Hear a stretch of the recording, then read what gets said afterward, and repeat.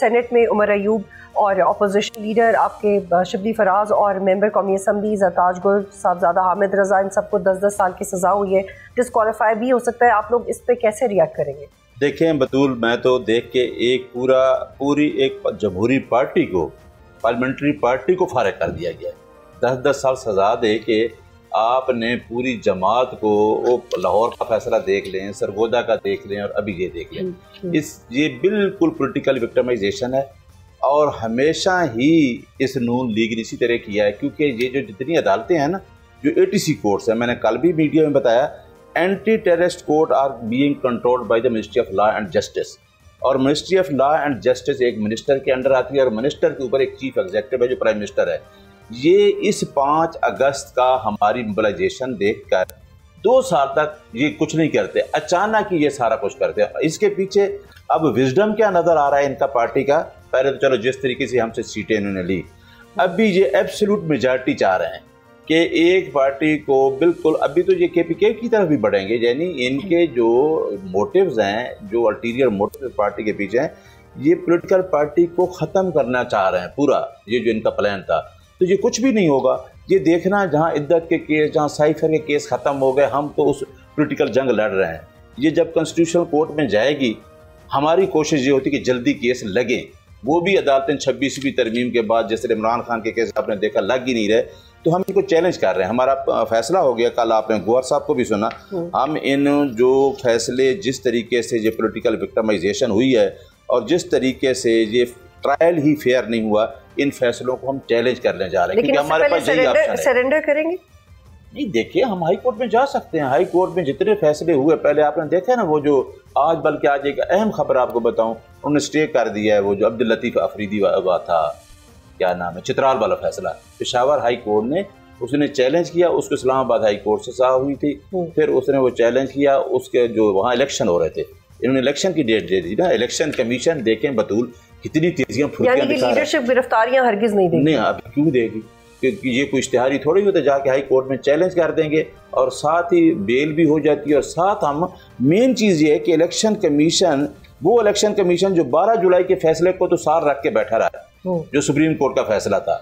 अभी वो आपने सेनेट का भी देखा और अभी भी देखा, इधर से फैसला होता है, उधर से डी सीट हो जाते हैं।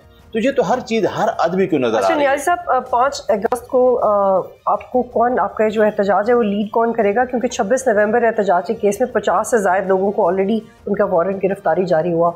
आपकी जो मरकजी लीडरशिप है वो नहीं सामने आ पाएगी, तो एहतजाज कौन लीड करेगा? देखें बतूल, इमरान खान ने एक तो 8 फरवरी के इलेक्शन पे आपने देख लिया है कि पूरी आवाम ने फार्म 45 पे वोट दिया है और एक मेजॉरिटी में वोट दिया है। 50-50 हज़ार की लीड से हमारा MNA जीता है। जो इमरान खान ने उसका जो विज़न था, जो उसका मिशन था, वो आवाम तक पहुंचा दिया है।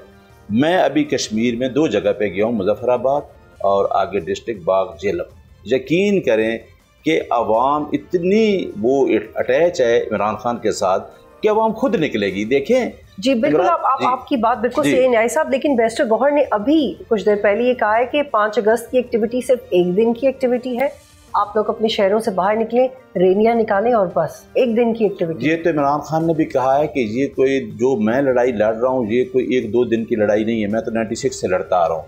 ये लड़ाई है वो जो मैं कहता था कि वेलफेयर स्टेट की। मैंने आके 8 फरवरी को ये देख लिया कि आम आदमी को टिकट भी दिया तो वही परवेज़ खटक से जीत गया है। ये कामयाबी की तरफ जा रही है। 5 अगस्त को भी लोग निकलेंगे और इसके बाद बैठना नहीं है। ये तहरीक जो है ये चलती रहेगी। इसका देखिए रिजल्ट 10 दिन बाद। ये वजह है कि इन सजाओं के बाद आप लोगों की तहरीक ठंडी पड़ गई है या आप लोगों ने अपने पॉलिसी चेंज? नहीं, कोई ठंडी नहीं पड़ी। खान साहब का पैगाम यही है कि आप 5 अगस्त को इसको पीक तक पहुँचाना है और पहले जब मैसेज दिया था तो आपने मोबिलाइजेशन करनी है और 5 अगस्त के बाद पीक के बाद खान साहब ने ये कहा है कि ये तहरीक चलेगी।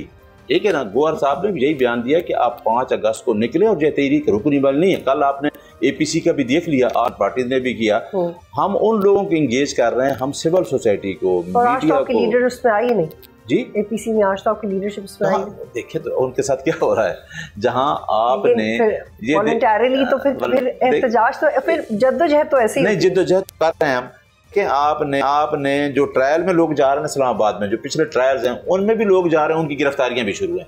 देखें, एक आदमी के पास ऑप्शन ये कि वो उसके खिलाफ पर्चा होता है, कोई FIR काटी जाती है, फिर ट्रायल होता है, वो कोर्ट में जाता है। तो जिन लोगों को आपने APC में बुलाया था, जब वो आ गए और PTI की लीडरशिप हमारे गए हैं, नहीं, हमारे असद उमर साहब गए हैं, कल देखा था गौहर साहब गए हैं, क्योंकि जो APC की मीटिंग थी ना, उसमें हर बंदे ने नहीं जाना था, उन्होंने पार्टीज के हेड को बुलाया था, तो उसमें आपको हमारी आज कोई एक बंदा भी नहीं गया। नहीं, बिल्कुल मुझे इससे अंदाजा नहीं, लेकिन मेरा ख्याल है गौहर साहब गए हैं, क्योंकि गौहर साहब ही चेयरमैन है और वो शायद आज बयान भी दे रहे हैं, तो 5 अगस्त के हवाले से भी कह रहे हैं, क्योंकि अब चेयरमैन जो है गौहर साहब ही हैं जिन्होंने सारी चीज़ को अब लीड करना है, क्योंकि बाकियों के खिलाफ 10-10 साल की सज़ा हो गई है।